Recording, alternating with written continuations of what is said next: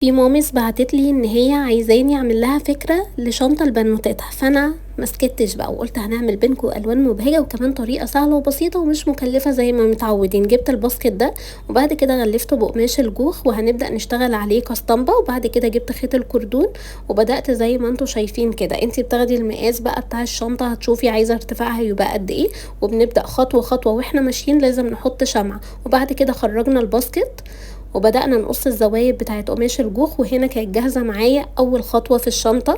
بعد كده اشتغلنا كوستر عادي زي الكوسترات اللي أنا بشتغلها معاكم على طول، كوستر مدور. وبعد كده بدأت إن أنا أثبته في الظهر كله بتاع الشنطة بالشكل ده بعد ما تنيته لنصين. وبعد كده هنسيب بقى الجزء اللي من قدام ده عشان هنقفل بيه، وجبت القطعة دي اللي هي بنقفل بيها الشنط، ثبت واحدة من فوق وثبت التانية من تحت، وبقت هنا بتتقفل وتتفتح معانا وخلصت لحد هنا. انا ما عجبنيش اللون الاسود ده بصراحه فلفيت عليه خيط من تحت، بس لما جيت اعملها من فوق كمان حسيت ان هي مش هتقفل، فهو الافضل ان احنا نبقى نشيل اصلا الاسود خالص. وبعد كده بقى هنا هنعمل اخر خطوه معانا وهي الايد. فتحت بعد صفين كده فتحتين من على اليمين وفتحه من على الشمال، وبدات اربط خيط الكردون.